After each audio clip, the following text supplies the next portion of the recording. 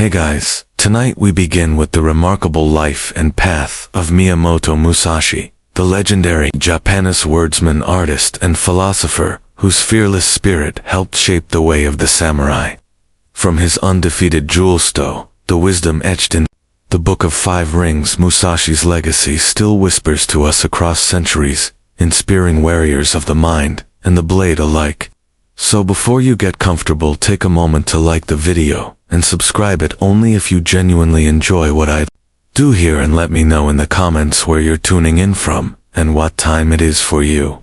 It's always fascinating to see who's joining us from around the world. Now dim the lights, maybe turn on a fan for that soft background hum, and let's ease into tonight's journey together.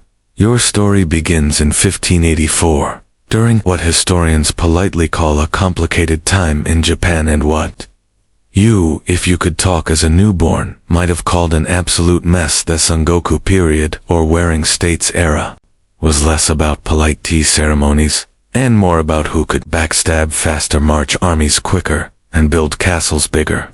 Basically, it was medieval Japan's version of an aggressive real estate market, only instead of losing a bidding war, you lost your life. You're born in a little village called Miyamoto, tucked in the rough hills of Harima province. Your family isn't exactly rolling in gold coins, no luxurious silk diapers for you. More likely you were swaddled in scratchy peasant cloth and handed a wooden spoon to fend off cold breezes. Congratulations, life hands you your first training weapon at birth. Your father, Shinmon Musashi, is a professional swordsman, and by professional we mean he takes the art of slicing things very seriously. He's a tough man, a stern teacher, and note exactly the let's toss a ball around the yard type of dad. No, his idea of bonding time with his son would have been, here's a wooden sword, mashi. Try not takri. When you fall over, affection is rare, praise is rarer, and gentle hugs, arrow pretty much non-existent. But in a brutal, unforgiving world, softness could get you killed. Your father wasn't raising a child. He was forging a weapon from thievery. Beginning, there's a wildness about you. You're not the tidy, well-behaved child who bows politely in memorous verses.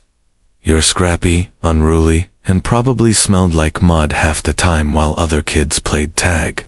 You were probably figuring out how to ambush them from behind a tree and declare victory. Subtle foreshadowing for your future career. In short, from the moment you blinked into the blinding Japanese sun, your fate was already whispering in your ear. You were not meant to live a quiet, peaceful life. You were meant to fight, to wander, and to carve your Naminto history, one jewel at a time, preferably while looking slightly disheveled.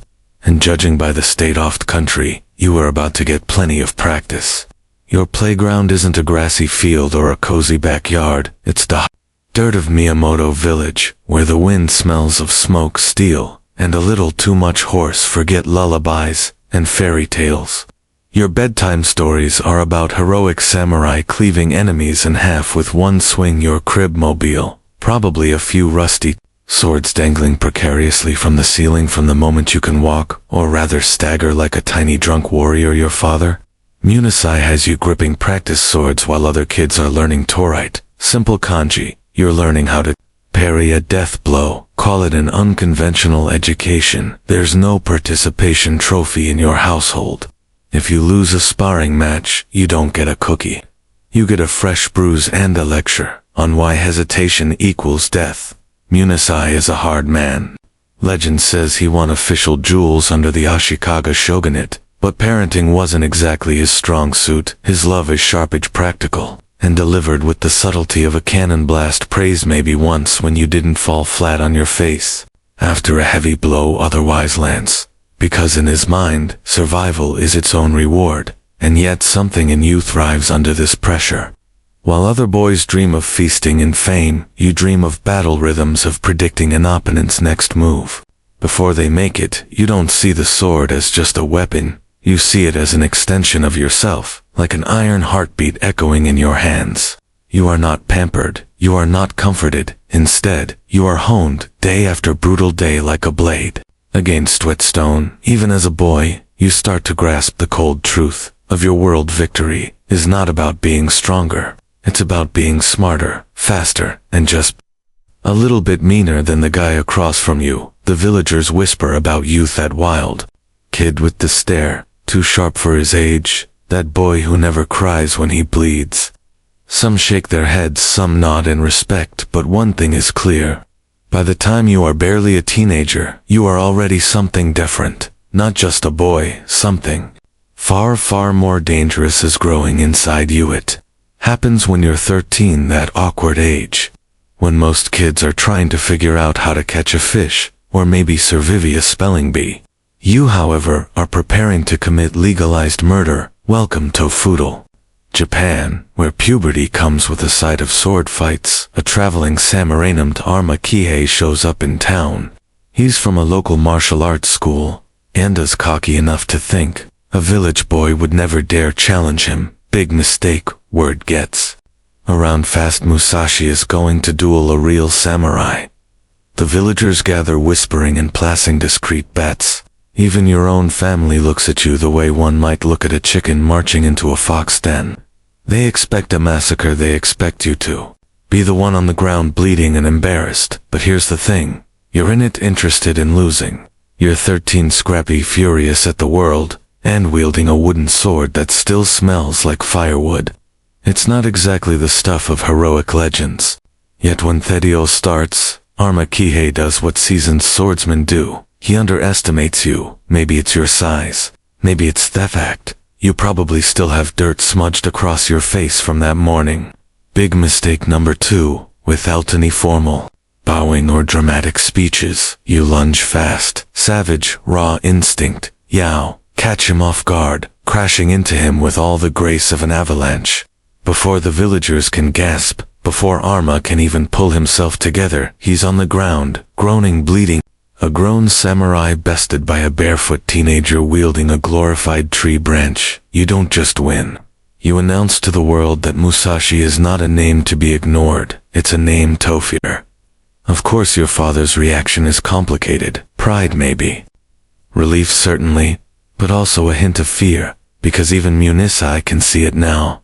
The boy he forgot is starting to surpass even his brutal expectations.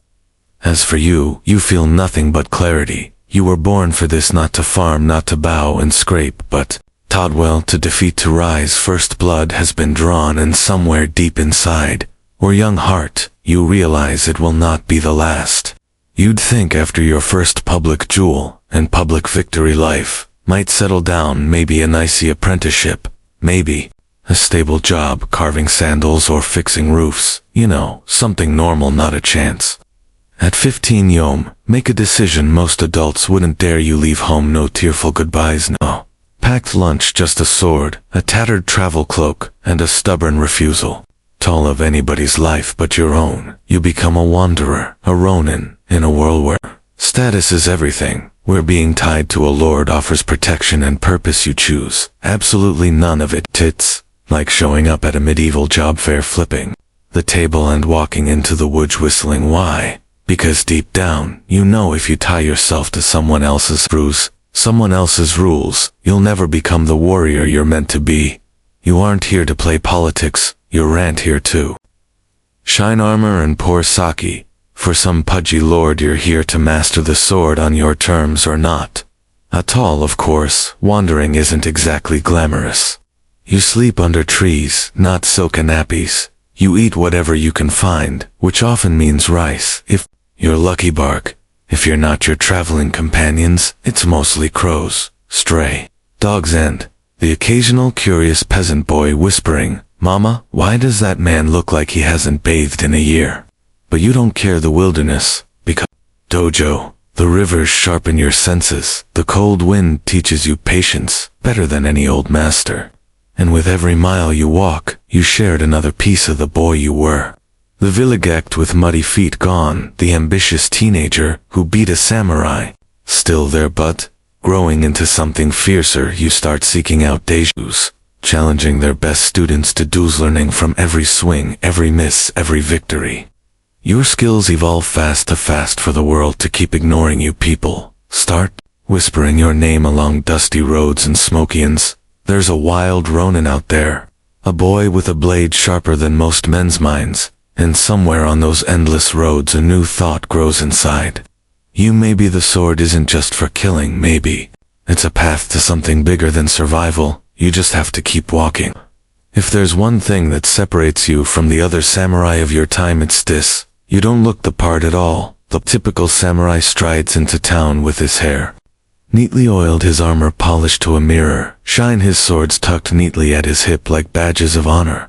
Meanwhile, you show up looking like you just wrestled a bear, and maybe won your hair wild, your clothes torn, stains, sometimes half missing. Your feet probably muddy, definitely calloused. You wear not the carefully curated image of the warrior elite. You are something rawer, something far more ensling. You look less like a courtly samurai, and more like a wild wolf that learned how to walk on two legs, and somehow picked up a sword along the way. And people notice. Oh, they notice. At first they laugh. Who could take you seriously? You look like you'd be better suited chasing chickens than facing seasoned warriors. But laughter turns to confusion then, because once you draw your sword, once you move, all that scruff and dirt and feral energy turns into something terrifyingly efficient. No wasted motions, no hesitation, just pure unfiltered violence, delivered with the grace of a predator. Duels you don't dance around, trading pretty cuts for the sake of ceremony. You go for the kill fast. Ugly final. It's not dishonorable, it's survival. It's the understanding that battles aren't won by who looks best, swinging their sword there. Won by who walks away still breathing. The polished samurai, they're still worried about whether their helmet is straight. You're already inside their guard, smashing their pride into the dirt. Rumors start to swirl around you like autumn leaves. He fights like a demon. He doesn't fight to win points. He fights to survive. If you see him run the other way, you become a living ghost story passed from village to village, whispered over cheap sake and campfires. But you don't care about reputation. You don't even care about winning fame. You care about one thing: only getting better, sharper, deadlier, because deep inside you know the world isn't kind to wolves, and only the fiercest survive. With the open road, a sire home, and a sword for a pillow, you dive headfirst into a new hobby, challenging strangers to deadly combats. Some people collect seashells. You collect victories, preferably before lunch. It's a simple strategy. Walk into a new town, find the local dojo, or the most arrogant swordsman standing around, challenge them to a duel, win, move on.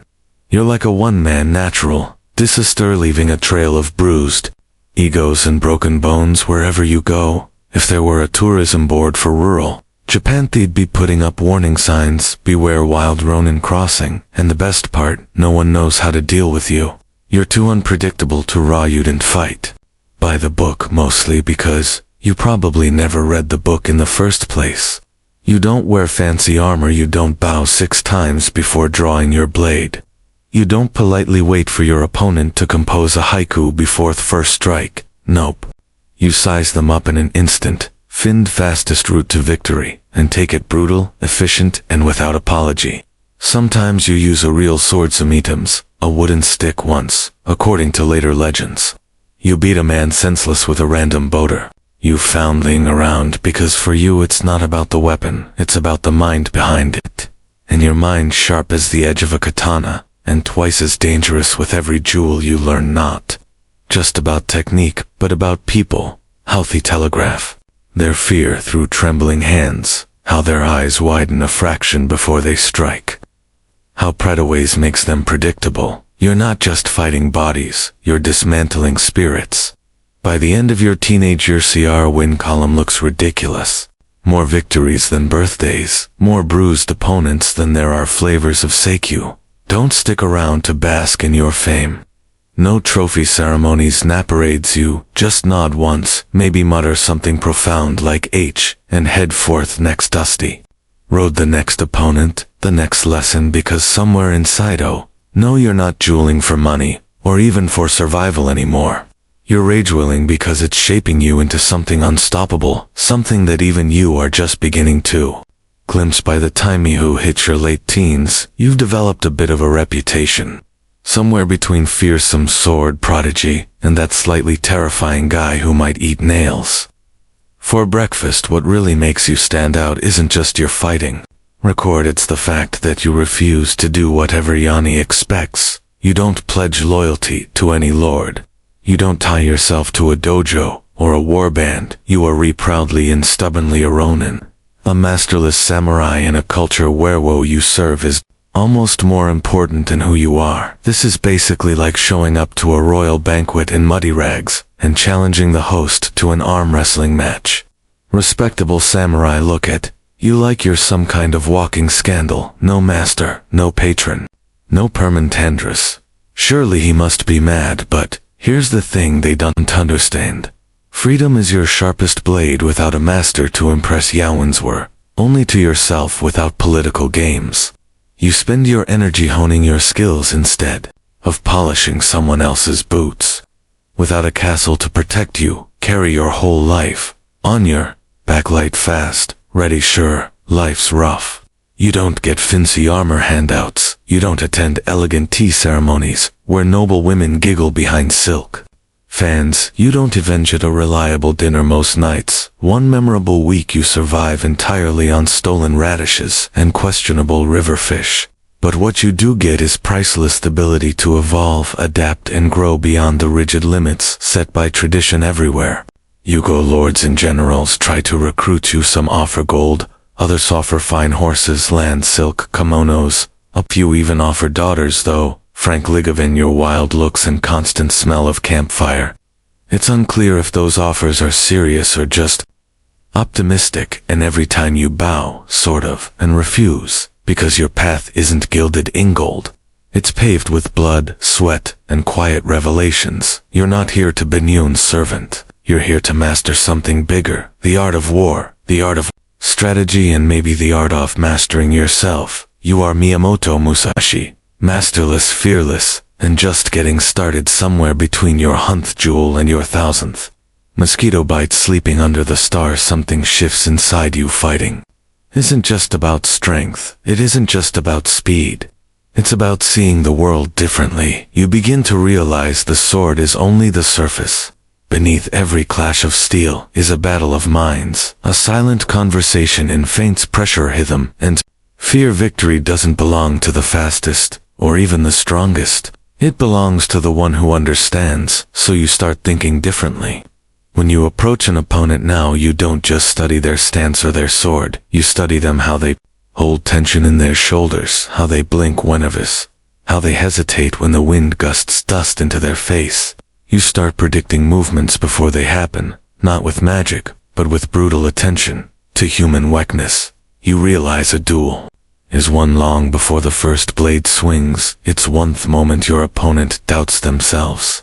It's won the moment they feel like prey, and you feel like the storm coming for them. In many ways, you stop fighting people altogether. You their intentions. This is when you truly begin to separate yourself from the rest of the Sam world. While others are busy memorizing ancient techniques and polishing the same tired sword forms, you are inventing something new, something terrifyingly effective. You turn dueling into chessplay at the speed of lightning. Sometimes you win before the opponent even realizes the fight has started. Subtle shift in your stance, a smile, a real one, or something close enough to scare the life out of them. An unexpected movement, breaking all rules of style and tradition, and when they fall, confused and defeated, it isn't just because you wit harder. It's because you lived one move ahead, and they never even realize it. You start to see life itself like this. Everything is strategy. Everything is timing. Everything is the balance between stillness and sudden merciless action. The sword is just a tool. The real weapon is the mind, and yours, sharpened by hardship, hunger, and endless battle, is becoming as deadly as any blade you could ever wield somewhere along the endless road. So travel beaten, bruised, and slightly more mosquito-bitten than any legendary warrior. Should admit you have another realization. Why settle for just one sword when you wield two? Yes, two hands, two swords. A revolutionary concept that every proper samurai back in their polished castles would scoff at while carefully adjusting their very formal, very traditional armor. You, however, don't have the luxury of worrying about tradition. You worry about staying alive. You worry about winning. So you Start training relentlessly. A katana in one hand, a wakizashi, the shorter sword, in the other. Most people's brains short circuit. Just thinking about it. But, how do you parry an attack at the same time? But the styles, the school's discord forms. Meanwhile, you're out in the woods beating tree trunks into splinters, learning to move both arms independently, flowing like water, unpredictable as a summer storm. At first it's clumsy, you drop swords, you trip over your own feet. At one memorable moment you nearly disarm yourself with yourself, but slowly, painfully, something clicks. Two swords, not a chaotic mess, but a deadly dance. One hand deflects, the other strikes left, right. Left, a rhythm as natural as breathing. You're no longer bound by the rigid patterns taught in the Jews. You'll create your own rhythm, your own style, and soon your two-sword technique, Neo-Nichiru, becomes as much a part of you as your own heartbeat. The beauty of it, no one knows how to fight you anymore. Single sword fighters are confused. Spearmen are frustrated archers. Don't even get the chance to be frustrated. Your enemies expect one threat. They get throw. They prepare for a sword duel. They get overwhelmed by a hurricane. The more formal samurai shake their heads in disgust, muttering into their sake about disrespecting centuries-old tradition. But you don't hear them. You're too busy surviving, winning, innovating. You don't fight for style points. You fight to carve a new path through a dying, rigid world. A path where adaptability, not ancestry, is the true mark of mastery. Two swords, one purpose, of victory, and you're just getting started. By now you've carved quite a reputation for yourself. You're the storm that drifts into town, flattens the local champion, and disappears before anyone can even start carving your name into a wooden plaque. But eventually, storms need bigger mountains to clash against. Enter the Yoshio school. The Yoshio clan isn't some scrappy village dojo. They're elite there. Powerful, their name carries weight in Kyoto, the cultural heart of Japan. A city filled with silk robos, carefully trimmed beards, and egos the size of small mountains. The Yoshio aren't just teaching swordsmanship. They're practically an institution. Winning a duel against them would be like an upstart garage band crashing a royal opera house and stealing the show, which naturally sounds like exactly the sort-of thing you'd do. So you march into Kyoto, dusty, scruffy, and probably smelling faintly of river water and stubbornness, and you issue a challenge to Yoshio Suro, the head of the school. Suro, being a proud man and utterly convinced that you are just some wild vagabond with a death wish, accepts. The fight is set, formalities are arranged, everyone expects it to be a swift, embarrassing lesson for you. A public reminder that proper warriors don't get outed by wild ronin. Everyone except you win. The duel comes. There's no elaborate speeches, no dramatic poses, just you, calm as a stone in a riverbed facing down a master of high society swordsmanship. And when the moment strikes, you don't hesitate. You smash through his defenses like a typhoon through a paper screen. Suro is defeated, not politely, not ceremoniously. The once proud Yoshio master is humiliated in front of his students, his patrons, and half of Kyoto's gossip-loving citizens. And you don't stick around to gloat. You don't strut through the streets gathering applause. You notice, maybe tug your ragged cloak tighter against the breeze and melt back into the city's shadowed alleys, because in your mind, there's no final victory yet. Only the next duel, only the next dueling. You've cracked the foundation of an empire. But you know the Yoshikok won't let this insult stand, not without blood in you. You're ready for them.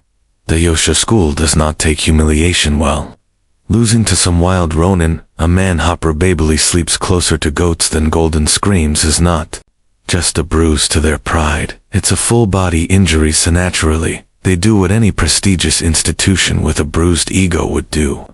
They send in the next brother. Enter Yoshika. Dinero. You might say Dinero is the bigger, angrier sequel to more muscle, more rage, less patience. He challenges you to another formal duel, determined to erase the family's embarrassment, preferably by erasing you from existence. The city buzzes with anticipation. Another Musashi fight. Will the feral swordsman finally meet his match? Will honor be restored?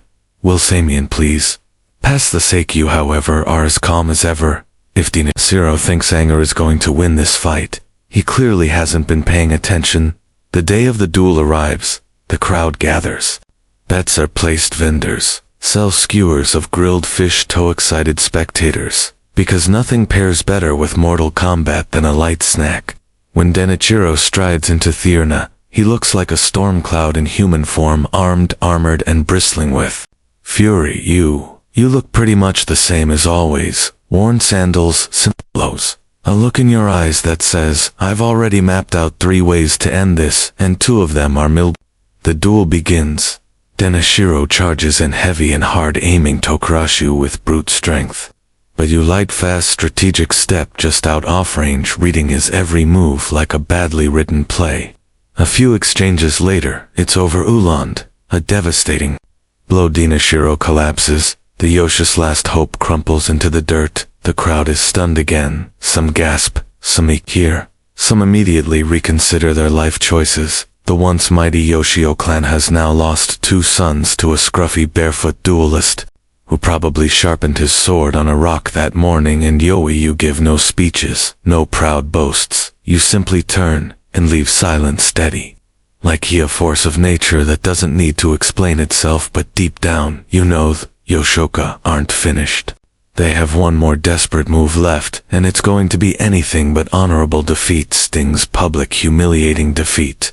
Well, that burns like pouring sake over an open wound, and after losing not 1 but 2 heirs to your blade, the onset road, school is teetering on the edge of collapse. They have a choice: you accept the losses with dignity, or throw whatever scraps of honor they have left into a bonfire and gamble everything. Oh no, last desperate strike. Guess which option they choose. The Yoshio declare another duel, but this time it's not a simple man-to-man match. Oh no, they plan an ambush. The target you, obviously the goal. Wipe the smug look off your face and restore honor with a hail of swords. Their strategy is simple: lure you into a final duel against Matashiro, the new young head of the family, a child barely old enough to shave, thrust forward as a figurehead, while dozens of armed Yoshio warriors hide nearby, ready to strike. The moment you show yourself fair, absolutely not. But fair stopped being part of the conversation about 2 dead brothers ago. Now here's what makes you you yauk know. It's a trap. You can smell it like rotten fish from a mile away. And what do? You show up early before the ambush is fully set, before the hidden swordsmen are in position, before anyone expects you. You glide through the twilight mist like a ghost sword already drawn. Matashiro barely has time to scream before you cut him down. A clean-fast strike, efficient as a thunderbolt. Chaos erupts. Yoshio men come pouring out of the shadows like angry ants, dozens of them, swords flashing, shouting, cursing your name. And you don't freeze, you don't falter, you move fast, precise, blur of deadly efficiency. You cut through the would-be ambushes like a blade through rice paper, slipping through their ranks, disappearing into the dusk before they can even organize themselves. By the time they realize what's happened, you're long gone, a rumor riding the wind. The Yoshio school, one seeth pride of Kyoto, collapses in disgrace, and you don't stick around to celebrate. You just keep walking, because for Miyamoto Musashi, the journey isn't about revenge, it's about perfection. And perfection demands more than victory. Itamon's evolution. After your dismantling of the mighty Yoshio school, your legend explodes like a firecracker in a dry village square. Only instead of awe and admiration, your name carries a new flavor of fear. You're not just seen as a dangerous swordsman anymore. You're something else, something harder to define, and even harder to confront. Word spreads across provinces like wildfire. Musashi doesn't just defeat opponents, he destroys families. One Musashi is worth an entire man. If you see a disheveled man carrying 2 swords and smelling faintly of river mud, run. And here's the crazy part, it's not even that much of an exaggeration. At this point it feels like armies would be better suited to fight you than individual swordsmen. One-on-one duels, child's play, ambush. Try harder, even groups of trained fighters can barely touch you. Gove reached a level where facing you feels less like fighting a man and more like trying to fistfight. A thunderstorm part of it is skill, sure, your two-sword technique, your strategy, your raw speed there, unmatched, but the real secret weapon, psychological warfare. Most Minari beaten before they even draw their swords. When they hear your name they remember the stories.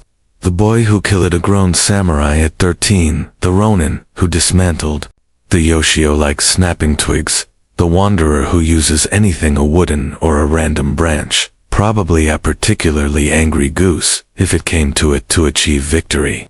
They step onto the dueling ground, already sweating, already doubting, and doubt to you smells better than victory, because you've learned something critical. A sword can kill the body, but fear kills the soul sometimes. You win duels without even swinging. An opponent sees that cold, steady look in your eyes, that slight tilt of your head that says, "I've already killed you in my mind." And they crumble, some surrender, some flee, a few bravely charge, only to realize too late that they're charging Jinto, a force of nature. You're no longer just Musashi the duelist, you are a Musashi the storm, Musashi the unstoppable. And as you continue, walking the broken roads of Japan, one thing becomes clear. It will take more than numbers, more than blades to stop you now. With the Yoshio crushed and your reputation soaring, you could have done what most warriors dreamed of, found a rich lord too. Earned a fancy title, maybe, even snagged a castle with decent plumbing, but no. You choose the road again, because deep down, you know castles are cages, even if they're lined with gold. And so begins the long, winding, dust-choked chapter of your life. The years of wandering, you drift from province to province like a blade caught on the wind. No plan, no map, only one constant, the search for mastery. Everywhere you go, you seek out new opponents, new styles, new ideas, swordmasters, monks, spearmen, bandits. It doesn't matter who or what they are. If they know something you don't, you want to face them sometimes. You challenge them, sometimes they challenge you. Sometimes you just bump into them while trying to steal a particularly juicy rice ball, and somehow end up in a jewel travel. Life is messy. Your style evolves again and again like a river, carving new paths through stone. You adapt, refine, and shed what doesn't serve you. You don't duel for money, you don't duel for fame, you duel for of becoming. Every opponent is a mirror showing you your own flaws, and the very time you break that mirror, you come away sharper. Your clothing becomes even rougher, your sword even quicker, your mind even more dangerous. People start telling stories about you, strange, mythic stories. Musashi fought 3 men at once, using only a fan. Musashi defeated a master spearman with a broken fishing pole. Musashi once stared so hard at a bear that the bear apologized and left. Are they true? Maybe, maybe not. Butu, don't bother correcting anyone, because you're not interested in polishing your legend, you're interested in sharpening your soul. And if that path leads you deeper into forests, over frozen rivers, through dusty mountain passes, so be it. The road is your home now, the endless horizon, your companion, while other warriors tie their fates to lords and lineages. You tie yours only to the blade, and to the endless, hungry quest for something greater than victory, something like true understanding in you. No, you're jetting closer, as the miles wear on and the seasons blur past you. Something unexpected bends to stir deep inside your battle-hardened soul, a longing for something more. Not more jewels, not more blood, not even more of victories. Something quieter, something deeper. Art. It starts subtly. After a long day of training or travel, you find yourself picking up a brush instead of a sword. At first your calligraphy looks like what happens when a cat runs across wet ink, not exactly museum quality. But just like with swordsmanship, you don't expect to be good right away. You expect to become good through patience, through discipline, through relentless practice. Soon you're painting landscapes, hills, rivers, birds, frozen mid-flight, the brush strokes, almost like the movements of a sword, flowing, precise, alive, and you'll realize something profound. The same spirit that guides your blade can guide your hand. Swordsmanship and art are not opposites. They are twins. Both demand presence, both demand balance, both demand the ability to see the world clearly, and then leave a mark on it with grace and certainty. It's not just painting either. You carve sculptures from wood. You practice tea ceremony with the care of a general preparing for war. You study poetry, philosophy, Zen, Buddhism. You become strange in a way, a ronin who can kill 10 men before breakfast and paint a delicate ink wash of a cherry blossom branch by lunch. Your peers don't really know what to make of it. Musashi, the guy who crushed the Yoshio, the guy who fought Sasaki Kojiro. He's painting now. Some laughs, some scoff. You don't care because you see something they don't. Victory is temporary. Mastery is eternal. Sword wins battles. Art wins immortality. And deep down you understand. Even more important, one day your body will falter. Your sword hand will slow. The jewels will end, but your mind, your spirit, your vision, those can endure through ink, through wood, through words. You are no longer just a warrior. You are becoming a creator, carving your spirit into the world, one perfect brush stroke at a time. And as you sit by a quiet river, brush in hand, a smile goes across your face. The path is wider than you ever imagined, and it's only beginning as you wander deeper into your 30s. With a trail of defeated opponents stretching out behind you, like a particularly violent parade, a new name starts to reach your ears, Sasaki Kojiro. At first it's just whispers in smoky inns and dusty crossroads. There's a man with a blade, like a lightning strike. His sword is so long, it could swat a bird from the sky. He's undefeated, just like you. Interesting. You're not the type to get rattled by reputation. After all, you are their reputation. Other warriors have nightmares about, but Sasaki Kojiro is different. He's not some arrogant dojo master waiting to be embarrassed. He's not a desperate noble's bodyguard clinging to the old ways. He's fast, deadly precise, and he carries a sword so absurdly long, the monohoseizo, the drying pole, that you half wonder if he's compensating for something. You don't say it out loud. That will be rude. Kojiro's style, the swallow cut, is famous. It mimics the movement of a bird's wings, quick, elegant, impossible to predict. He's not just good. He's a force of nature, a mirror of you. But polished, regal, almost civilized, and, in a word way, you're excited. Finally a real challenge. No to know their pompous blowhard, to humiliate not another crowd of amateurs, to outthink someone who might actually force you to reach deeper, someone who might sharpen you in ways no jewel ever has. Word eventually reaches you. Fat Kojiro has been appointed as the fencing master for a lord. High honor, great pay, fresh clothes. You're still sleeping in barns, occasionally using your travel cloak as both blanket and breakfast napkin, but that doesn't matter. Bakusuyo. No paths like yours and Kojiro are not meant to run parallel for there. Meant to collide spectacularly. The rumors swell around you like the gathering clouds before a storm. 2 undefeated swordsmen to masters, timing, and death. 2 legends, but only one destiny, and somewhere inside, beneath calm and the calligraphy, the old fire stirs again. The wolf lifts its head. The blade hums with anticipation. You smile faintly because you know what's coming, and you're ready. The challenge doesn't come wrapped in gold or sung by heralds.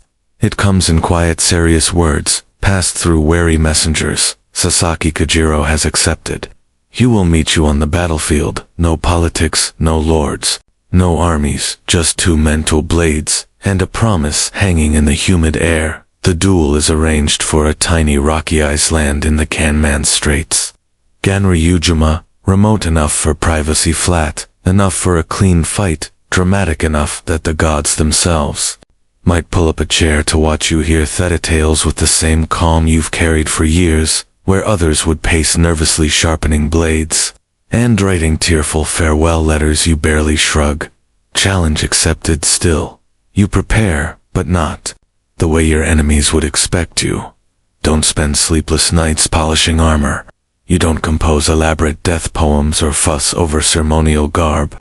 You don't even bother getting a haircut, judging by the wild man you're sporting these days. Instead you sharpen your mind. You study Kojiro the way a hunter studies dangerous prey. You learn his timing, his technique, his shabits, fast, precise, deadly, at mid-range.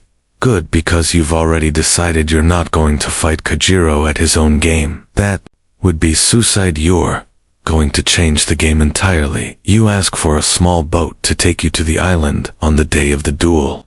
You'll carve a wooden sword, a bakken from an oar. During the ride, a simple piece of wood, roughly the length of Kujiro's absurdly long blade, no polished steel, no gleaming armor, just rough wood and sharp intent, because you understand something most warriors never learn.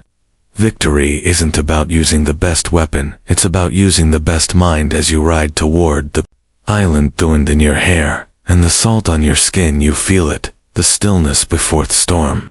The coiling tension of two titans about to collide, the quiet thrilling certainty that this day, this fight will echo through time, and you smile, just a little, because you're not here to survive, you're here to win. The boat bumps against the shore of Kanejima, and you step out cradling your makeshift wooden sword, a carved or rough and unpolished, still smelling faintly of river water and stubbornness. Across the beach you see him, Sasaki Kojiro. He's already waiting. Tall, lean, composed, dressed in elegant robes, carrying his famous Monohosizo, the drying pole, a sword so long it looks like it belongs on a ship's mast, not in a jewel he's polished prepared. And you look like you wandered onto the beach by accident, after a particularly spirited night in Atavern. The crowd retainers, witnesses, curious fishermen murmurs as they see. Oh, some snickers, some shake their heads. He's late, he's armed with a stick. Kojiro's lips tighten into a sneer. He's already angry, already off balance. Good, you intended it that way. You didn't come late out of arrogance. You came late to disrupt him, to break his rhythm before the blades even crossed. Because you understand, a duel isn't won when the swords strike, it's won the moment the opponent loses control of his mind. Kojiro, unable to contain himself, unsheathes his massive sword in one fluid, beautiful motion. They say the swallow cut his signature. Technique can sever a bird's wings, mid-flight, fast, precise, unbelievably deadly. But as he moves, something happens, something subtle, something critical. He hesitates, just for a blink, thrown off by your agged appearance, your audacity, the absurd sight of a man calmly advancing with a boater, and that's all you need. You surge forward faster than a strutting hawk. Your wooden sword whistles through the salty air, one single perfect blow. The crack of wood against skull echoes across the island. Kojiro collapses, instant final. The mighty Sasaki Kojiro, the swallow cutter, the fencing master, the undefeated legend, lies broken on the sand. Silence falls, mouths hang open, the fishermen stop chewing their rice balls, mid-bite, even the gulls seem momentary. And you lower your oar, breathing steady, heart calm. Another duel, another victory.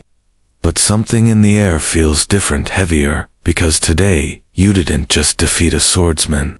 You ended an era, and deep inside you know victory will never taste the same again. Kanejima lies quiet, after the clash. The waves lazily lapping at the blood-sprinkled sand, the wind whispering through the grass, as if afraid to disturb what just happened. You stand over Sasaki, Kojiro's fallen body, the crude wooden sword still heavy in your hand. Victory complete, indeniable. But as the adrenaline fades, something colder seeps into your bones. You look around, the witnesses, the samurai retainers, even the fishermen, all stare at you, like they're seeing a ghost, not a man. There's no triumphant cheering, no celebratory cries, only silence. A heavy, uncertain silence that clings to your skin more tightly than sweat, because today wasn't just another duel. Wasn't a local champion, or an arrogant heir. You bested it. Was him, Sasaki Kojiro, the sword saint in his own right, the only man they thought could stand as your equal, and now he lies there crumpled like a broken fan. You realize something in that moment, something you hadn't truly understood until now. At a certain height there are no more rivals, there are no more equals, just a lonely peak high above the cloud sand. You standing there alone, you turn without ceremony, and walk away, leaving body behind, leaving the stairs, the judgment, the whispered legends, already beginning to sprout like weeds in the sand as you board the small boat, to return to the mainland, the wooden ordered sword clunks against the side of the vessel, awkward and out of place, just like you feel inside.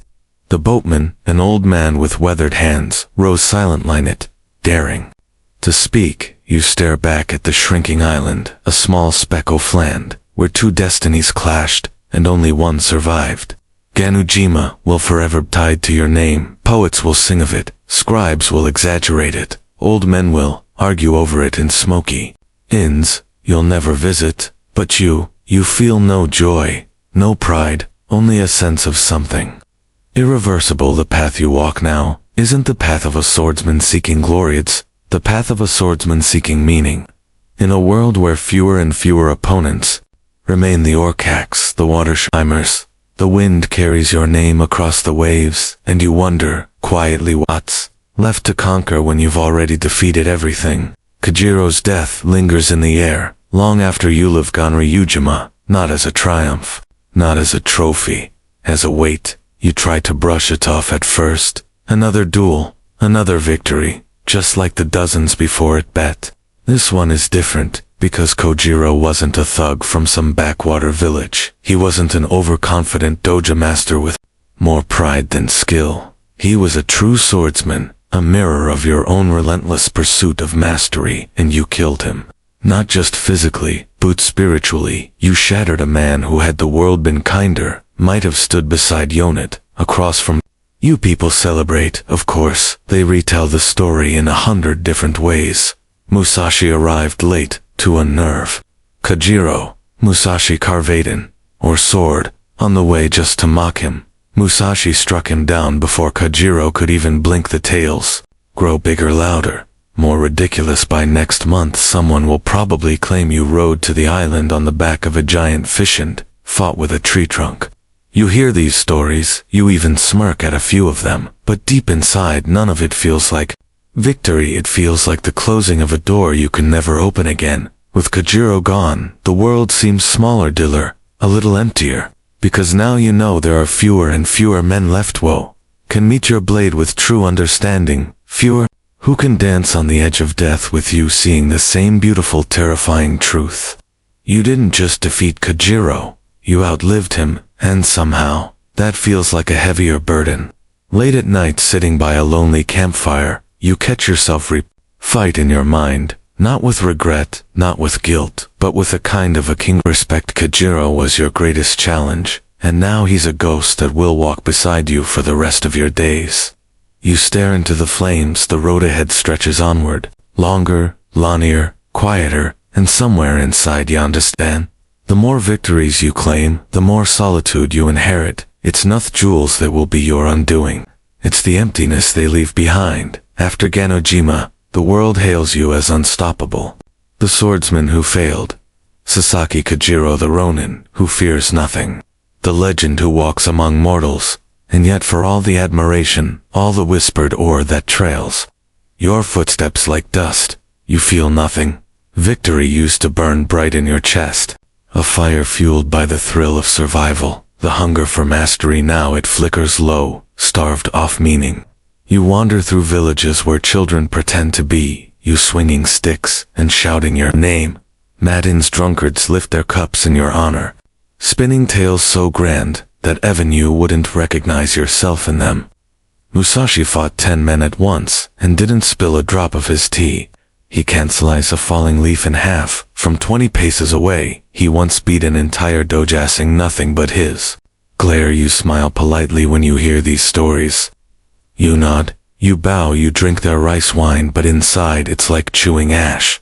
Bakehouse know the truth, they don't. The jewels were never about fame, never about building a legend. They were about the pursuit, the endless painful beauty opposite of something perfect, something whole. And now that pursuit feels hollow. You used to dream of opponents worthy of you. Now you dream of quiet rivers, empty paths, the wind through pine trees, because there's no opponent left to chase. The world is too small now, too fragile. You watch other warriors polish their armor, polish their reputation, chase titles and court favor. You feel like a wolf among house dogs. You don't belong in courts or castles. You don't belong on thrones or under banners. You belong nowhere, and a very rare victory. you realize is a strange sort of death, the death of striving, the death of hunger. You have won too much, and the price of that is solitude, deep vast solitude that no drink, no song, no cheering crowd can ever fill. So you keep walking, not toward glory, not toward battle, but toward something quieter, something you can almost hear on the edge of the wind, a whisper of a different kind of mastery, a mystery, not of others, but of yourself. The road stretches on, but your footsteps spin too slow, not because of age. Your body is still sharp, your reflexes still faster than a striking snake. No, it's something deeper, something tugging at the edges of your soul, whispering that the battles you need to fight now aren't out there anymore, they're inside. You start to withdraw from the life of endless dueling, not but you fear defeat, but because victory no longer feeds you. You've slain giants, you've conquered masters, and in doing so you realize the only true enemy left is yourself. You spend more time alone now. Days, weeks, even months wandering the mountains and forests in solitude. No crowds, no challenges, just whispering bamboo, the rushing rivers, the endless watchful sky. The sword stays at your side, but you draw it less and less. Instead you draw ink across paper, crafting calligraphy that flows like water. You carve wood, shaping figures not kill, but to create the same discipline that honed your killing edge. Now turns inward, honing your spirit. You study Zen Buddhism more deeply, not in smoky temples, but on your own through experience. You meditate under waterfalls. You fast until your body feels lighter than air. You sit in perfect stillness, hers passing like seconds. You start to understand that mastery isn't about domination. It's about harmony, balance, knowing when to strike and when not to. You realize that the perfect duel isn't the one where you crush your opponent, it's the one you never have to fight. Conflict, you see, is a wave. True mastery is stepping aside before it crashes. The old wolf that tore through Japan's best swordsman is still inside you, but now has its calm at the edge of your consciousness, not caged, not broken, timid not by fear but by wisdom. People still seek you out. Of course, young hothead Shu want to test themselves. Old masters desperate for one last taste of glorious. Sometimes you fight them. Sometimes you turn them away with a word, a glance, and in both you are victorious, because the battle for your soul, the hardest battle of all, is one you're finally starting towing. Eventually even the open road feels too crowded, even the mountains too noisy. You need somewhere quieter, somewhere where the last distractions, fame, memory, even ambition can't find you. So you retreat to a cave, not a grand temple, not a castle on a hill. A simple, cold, damp cave carved into the side of a lonely mountain. Its name is Riando, the spirit rock cave. Fitting. You bring little with you. A few scrolls, a brush and ink, your swords of course, but they remain sheathed, gathering dust as the days melt into months. Inside the stone walls, you are no longer Musashi the warrior. You are Musashi the student, a student of stillness, a student of death, a student of life itself. The cave teaches you deferently than the sword ever did. It teaches you patience, the way the dripping water hollows the hardest stone. It teaches you humility when even the spiders, spinning lazy webs above your sleeping mat, seem wiser than the chatter of human ambition. And most of all, it teaches you perspective. For the first time you truly see the duels, the victories, these shattered schools, and humbled lords. They were only shadows on the wall. The real battle was never with them, it was always with yourself. You write feverishly in the dim light, crafting essays on strategy, philosophy, the mind, and the void. That binds all things together. Each word is a duel against ignorance, each sentence is a parry against ego. Your brush becomes your sword now, swift, deliberate, or sillies against falsehood. In the silence of Riando, you finally hear the faint music that Wasselway's playing beneath the clash of steel.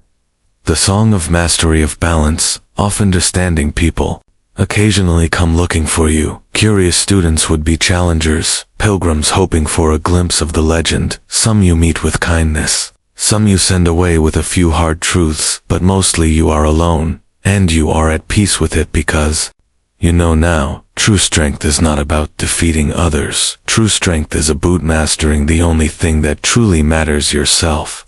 And deep inside under the stone and the silence, you are winning the greatest jewel of your life. One breath at a time inside the cold embrace of Riando Cave, with the wind sighing at the moth like an old friend, you decide it's time.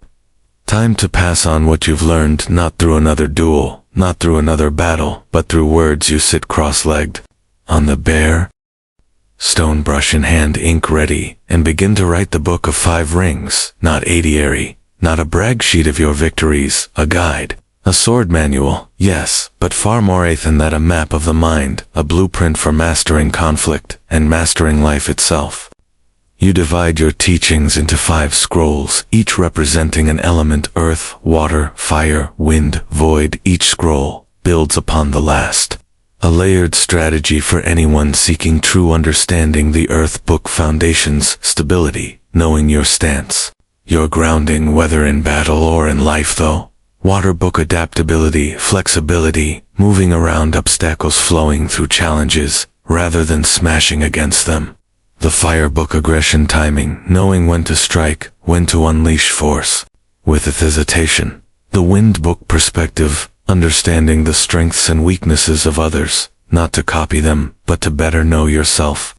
And finally, the void book: the most mysterious of all, the space between thought and action, the state of pure awareness, where mastery truly lives. You write plainly without flourishes. No need for grand words. Truth doesn't need decoration. Every line is hammered out like a blade on an anvil. Direct, sharp, tested in the furnace of real battle, and hard won. Wisdom: you don't write for fame. You don't write to impress scholars. You write because the path you've walked has shown you something precious, and it would be a crime to let that die with you. Each stroke of the brush feels like breathing life into a second self, a Musashi who will endure long after your bones turn to dust. You know most will misunderstand it.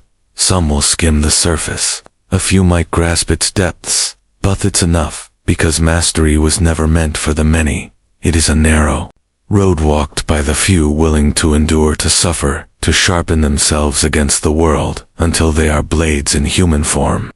And as you dot the final line on the final scroll, you set your brush down and smile. Your greatest jewel is over. Your legacy is written. The seasons turn outside the mouth of the cave. Leaves fall, rivers freeze, flowers bloom, and you feel it deep in your bones. The end is near. Not a sudden enemy to be outdulled, not a sneak attack to be parried. No, this is the one opponent. No sword can defeat death. You greet it the way you have greeted every opponent, with calm, with respect, without fear.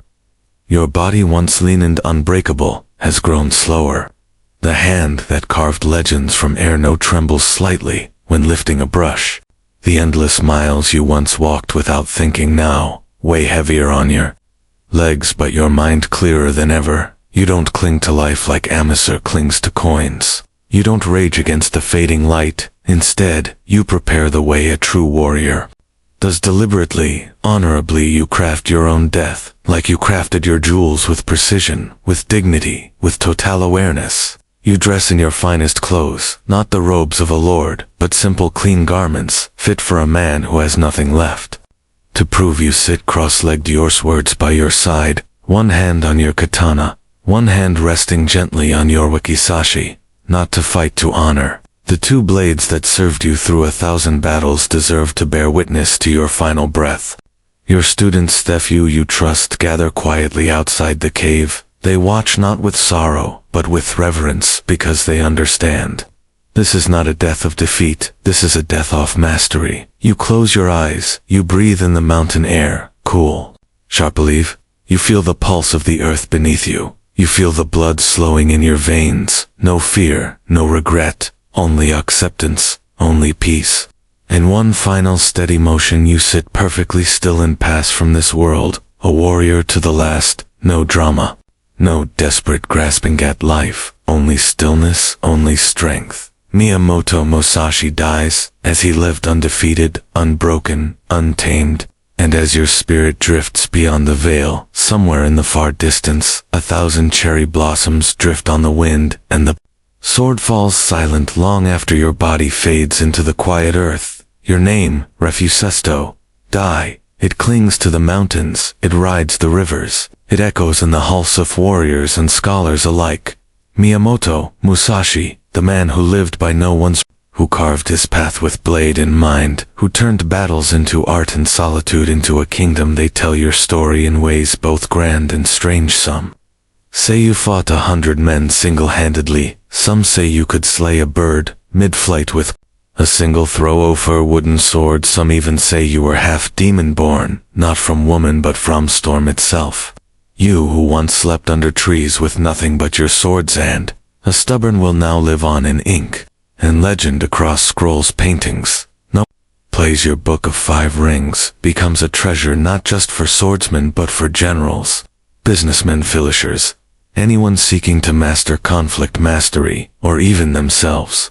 In a world that changes with every passing season, your teachings remain stubbornly true. Observe clearly, move decisively, adapt, like water strike, without hesitation. Know yourself utterly. You become more than a warrior. You become an ideal, a symbol of the eternal struggle, bet when discipline and instinct, a reminder that true mastery is not about beating the world, but mastering the storm within. Statues are raised in your honor, swords are named after you, video games, manga, movies. Your spirit finds new forms you could never have imagined, sparring across screens and pages, but none of it captures the full truth, because the real Musashi is not the man with 2 swords, standing triumphant over broken foes. The real Musashi is the manin, the cave brush in hand, writing words for a future he would never see. The Manwo understood that strength without wisdom is hollow, that life without reflection is a blade without an edge. You are more than victories, you are more than battles. You are a path, a question, a mirror held up to anyone who dares to walk alone. And as centuries pass, as kingdoms rise and fall, one thing remains, your story still whispers, taught those bold enough to listen. Walk the path, face yourself, become more, and somewhere deep in the stillness between heartbeats, the spirit of Musashi smiles. If someone were to ask hundreds of years after your death what was Musashi's greatest lesson, they might expect tales of swordsmanship, of technique, of dueling brilliance, and they wouldn't be wrong, but they wouldn't be right either, because your greatest lesson wasn't how to win a fight, it was how to live, and how to die without fear. You taught that mastery isn't just about defeating others, it's about defeating weakness within yourself. The fear of failure, the hunger for approval, the desperate need to cling to comfort and certainty. You showed that to walk that true path you must be willing to walk it alone, without titles, without applause, without even the promise of success. You must be your own master, your own rival, your own flame in the darkness. Through your battles, through your solitude, through the simple fierce grace of your life, you taught this unshakable truth. Strength without purpose is hollow, skill without spirit is meaningless, victory without honor is ash. The duels were never the point, the blood spilled, the reputations shattered, they were just echoes of a deeper struggle. The real enemy was always within. The doubts, the fears, the illusions, and you conquered them, not with brute force, but with clarity, with patience, with relentless, merciless honesty. Your book of 5 rings isn't a book of how to kill, it's a book of how to live strategically, wisely, courageously. Even today, when a young fighter laces up their gloves, or a tired soul faces a crossroads, or a quiet mind searches for meaning in a noisy world, your spirit is there, not shouting, not boasting, just standing quietly at the edge of the path, nodding once, as if to say, you already have everything you need, now walk. Your life was a battle, your death was a meditation, and your legacy is a call, a challenge that stretches across centuries to anyone bold enough to hear it. Be like Musashi, not because he never lost, not because he never feared, but because he chose every single day to master himself, and that, in the end, was the greatest victory of all.